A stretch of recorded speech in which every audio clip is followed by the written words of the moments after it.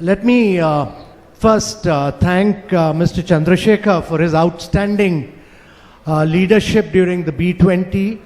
I think the work done by the B20,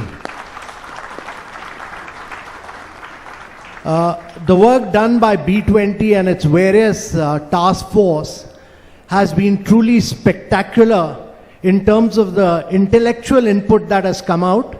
And I can assure Mr. Chandrasekhar that many of the recommendations that have been made by the Business 20 will definitely find a place in the leaders' declaration that will come out later subsequently. Ladies and gentlemen, India is hosting the G20 presidency at a time when the world is facing several challenges. 1/3 of the world is in recession. 75 countries are facing a global debt crisis. You have a crisis of food, fuel and fertilizer, climate action. The post-COVID era has seen about 200 million people go below the poverty line. 100 million people have lost their jobs. Huge challenges, and the war, the geopolitical crisis in Europe continues for over a year and a half. But every crisis is a huge opportunity. And for India, hosting the G20 is an opportunity to, what the Prime Minister has said, to be inclusive, to be decisive, to be action-oriented, and to be very ambitious. So India's been very ambitious in its G20 presidency. Unlike other G20 presidencies, India has taken the G20 presidency to all the states of India. It has hosted it in 60 cities of India. And it has made it a people's presidency. Every single citizen of India has been involved in the G20 presidency in the entire course of 1 year. Secondly, ladies and gentlemen, India's presidency is being held at a time when India has accelerated its pace of growth. India is the 5th largest economy in the world. It will soon, in 2027, be the 3rd largest economy in the world. And it is doing this as a lively, vibrant democracy, with a leader, and it's important to say this because the leadership of G20 is being held by the Prime Minister, who's a democratically elected Prime Minister 2 times over, and whose popular rating still continues to be above over 70%, 75%. And therefore, the leadership of the G20 is very critical. But it's also being held at a time when India has taken vast number of developmental measures. In the last 7 years, we've constructed over 40 million houses, which is like making a house for every single Australian. We've made over 110 million toilets, which is like making a toilet for every single German. We've provided water to 223 million households, which is like providing water to every single citizen of Brazil. And we've made 55,000 kilometers or square kilometers of roads, which is almost 5 times the diameter of the earth. Ladies and gentlemen, India's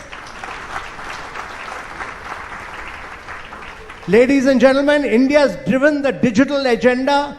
We do 46% of the real-time fast payment in the world. We do 11x payment of what United States and Europe do. We do 4x of what China does. And from identity to banking to linking the identity and the mobile number to cashless paperless credit to cashless paperless wealth creation by taking stock markets to tier 2, tier 3 cities, and to providing insurance on the go, on mobile in 1 minute. This is a huge disruption which Indian startups have carried out. Vast number, we have over 110,000 startups. We've been able to build the 3rd biggest startup movement, and this is a remarkable feature that all the disruptions are today being carried out by young entrepreneurs who've become great national assets for India. So ladies and gentlemen, India has done, this is the political, the developmental and the ideological strategy, development philosophy behind India, that we believe that despite different political ideologies, different geographical boundaries, we all come from the same cosmos, and we need a human-centric approach, and that is why Vasudhaiva Kutumbakam, one earth, one family, one future. And the third key thing is what are the key priorities which India is pushing for? During India's presidency, the key is that we'll drive for strong, sustainable, inclusive, balanced growth. And growth is critical for the world because, as I said, the world is getting into recession. And therefore, after every COVID, every pandemic, the world has seen, historically has seen 6 years of protectionism. It's important for the world to get away from protectionism because free trade has lifted people above the poverty line. Vast segments of the world have gone above poverty line because of free trade. And India's key priority is growth with free trade by breaking protectionism in the world. And that will be one of our key strategies. The second key priority is that the post-COVID era has seen the world decline instead of progressing in sustainable development goals. Only 12 of the 169 sustainable development goals are on track, and therefore accelerating the pace of sustainable development goals, improving learning outcomes, health outcomes, improving nutritional standards is important. And the third key priority is climate action and climate finance, because the earth may survive, but we'll all go extinct. And therefore, very concentrated action for climate action, which requires climate finance, is critical for the world. And this would require energy transition. This will require just and inclusive, huge amount of energy transition. India has done its bit by doing about 185 gigawatts of renewable energy. We are the only G20 country to have met its NDC target 9 years ahead of schedule, and the only G20 country to have been on top of the Clean Climate Index. So ladies and gentlemen, both SDG and climate require long-term resources, as was said by the private sector. It requires over about 5 trillion of resources. Ladies and gentlemen, the world is not short of resources. 5 trillions only, but the world has close to about 350 trillion of resources today. The investment companies, the asset companies, the pension funds, the insurance funds themselves alone have 150 trillion worth of resources.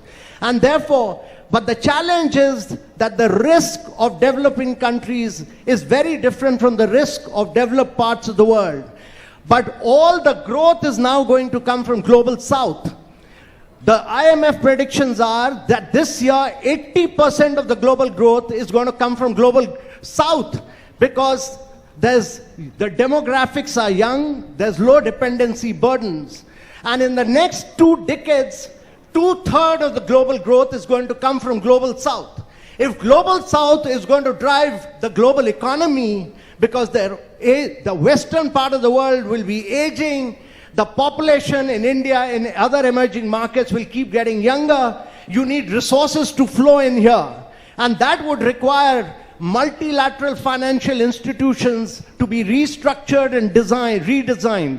They were made in the post-World War II period, the post-Bretton Woods period, when there was no challenge of SDG, when there was no climate change crisis. And therefore, they need to be restructured to confront the climate change and bring in new instruments like blended finance, first loss guarantees, and credit enhancement to allow private capital to flow into the global south. And this, to our mind, is the most critical issue. The other key priority for India is technological transformation and digital public infrastructure.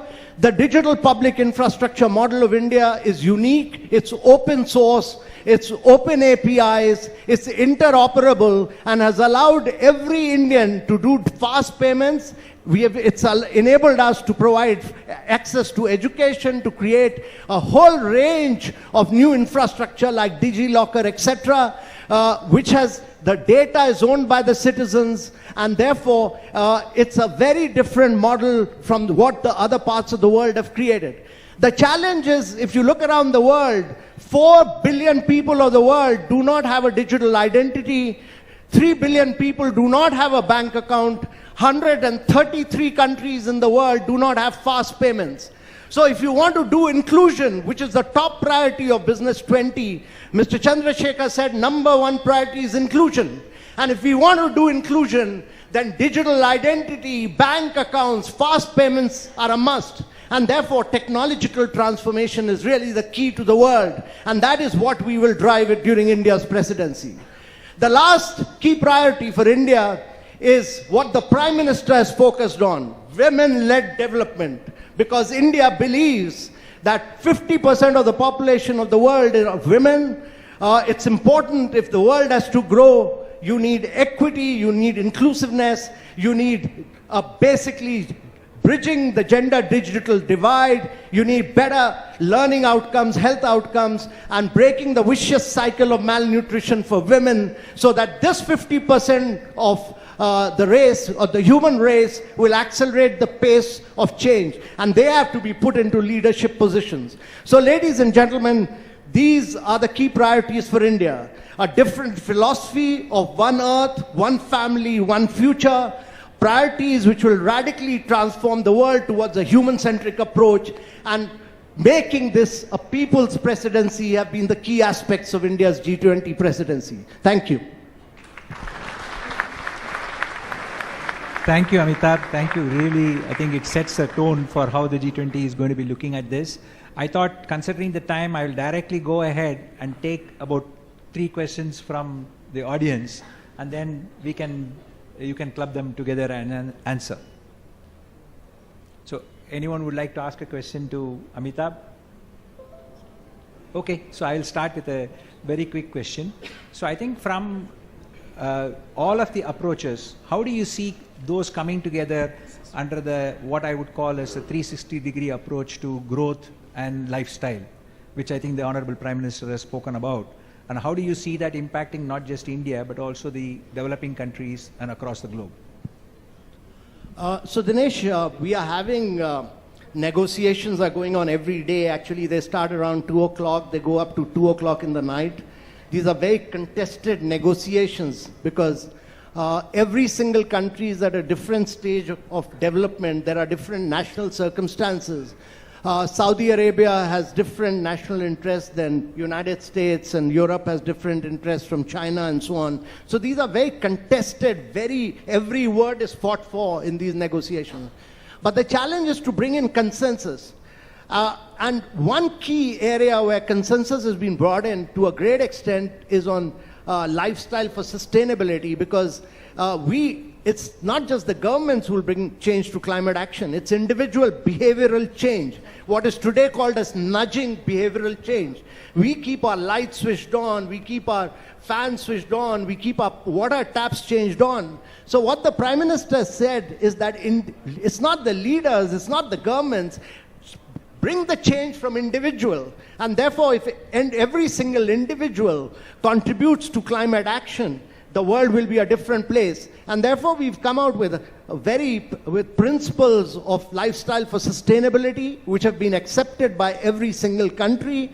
We'll take them forward, and then we'll take them forward to implementation, because the International Energy Authority has said, IEA has said, that mere behavioral change will actually lead to a 30% reduction in greenhouse gas emission. And that's huge. Thank you. And also I would like to acknowledge the presence of Mr. R.K. Singh, Secretary DPIIT. Thank you for being here with us, sir.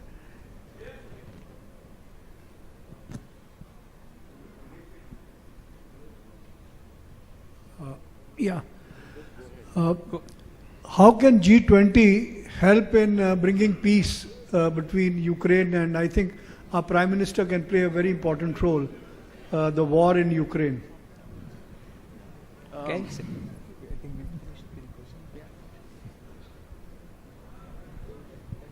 Hello. Go ahead. Yes.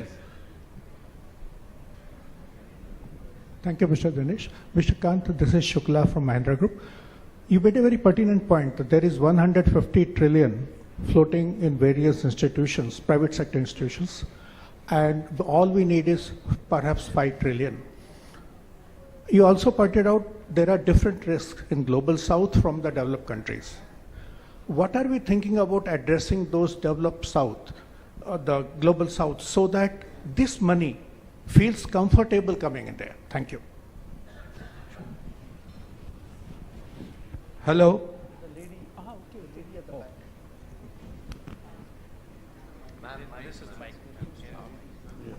Thank you, Amitabh. I really appreciate it. Purnima Warrior, National U.S. India Chamber of Commerce, Advisor to Secretary of Commerce for 7.8 million minority businesses of U.S., $1 trillion economy of U.S.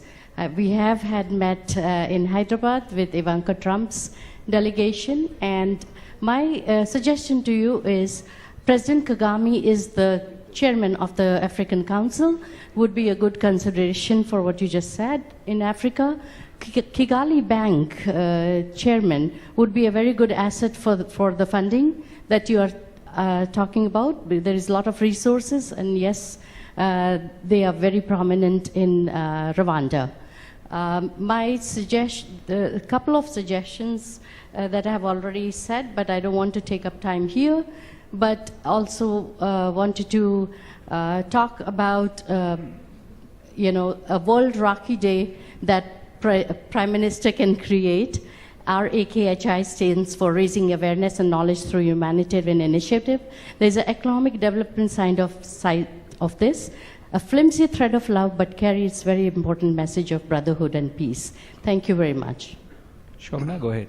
We'll finish. You know, I've always heard you talk so positively.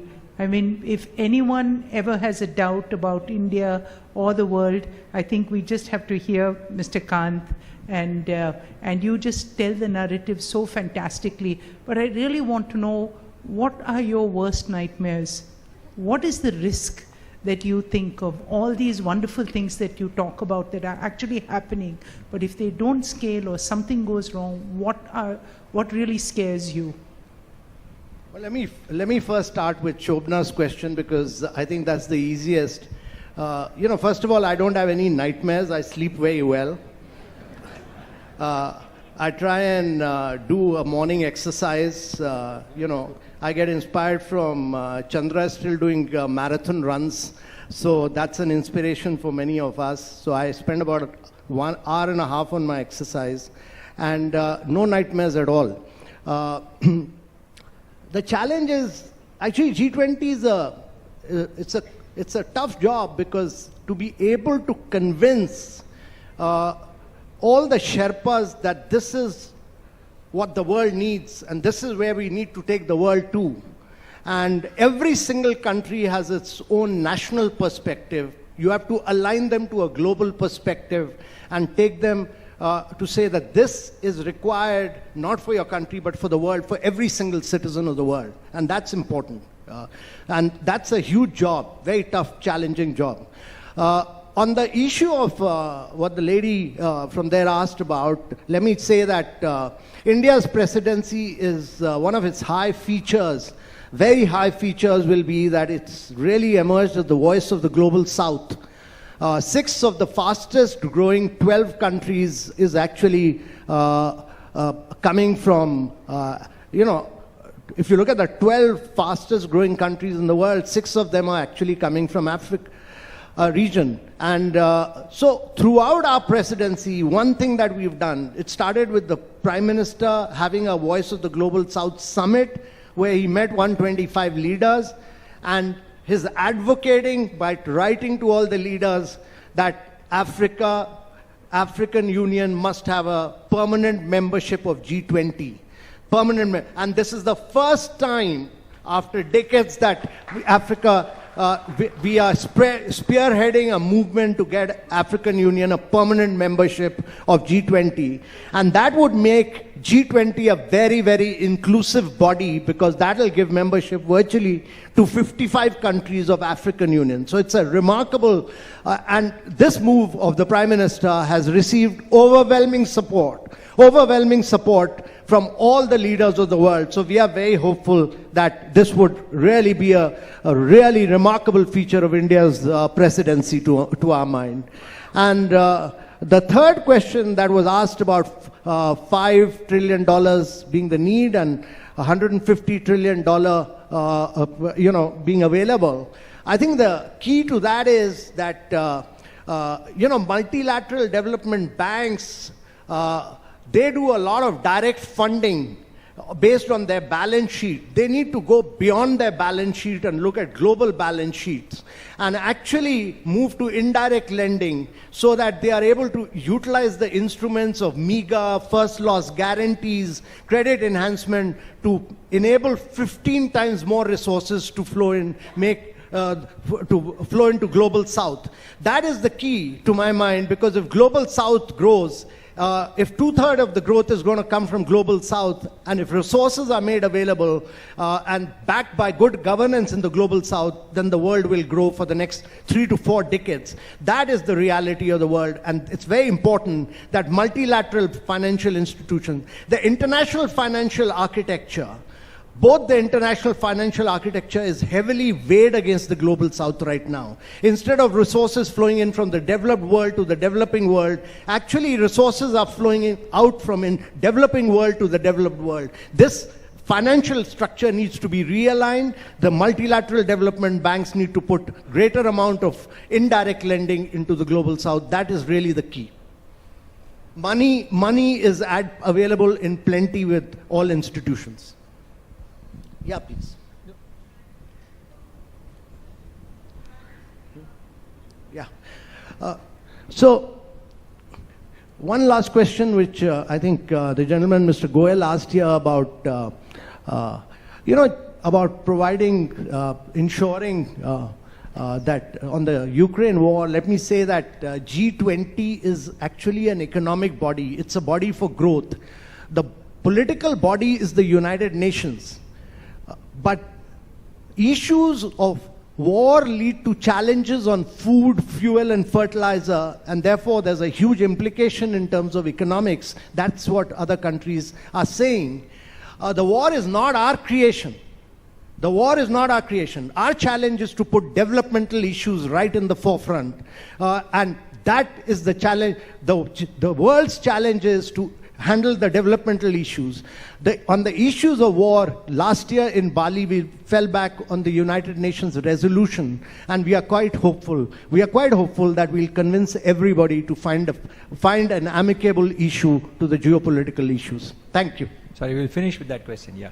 Thank you. My name is Seema Chaturvedi. Amitabh, I have had the pleasure of meeting you a few times before. What I want to qualify a statement you made. The fastest growing economy is not a country. It's actually women. And my question is, and that's globally true. So I represent, thank you. And this is not meant to be a political statement. I'm actually a fund manager myself, actively investing at the intersection of gender smart, gender equity, and climate action. Request to the G20 delegates, as somebody who spent 30 years investing and making people rich, my request is let's definitely focus on women-led development is brilliant. Focus on women entrepreneurs, focus on women self-help groups. But one very significantly catalytic movement is supporting the allocators of capital, i.e. fund managers, because there is a very highly studied correlation between female-led fund managers and female-backed or female-led enterprises. So if we can encourage multilateral banks, development banks, to focus on this category of supporting women fund managers, that can be a very significant game changer in bringing forth that whole population, which is usually 50% of any country. So India's G20 presidency is fully aligned with your perspective. Thank you. Fully aligned. Thank you, Amitabh.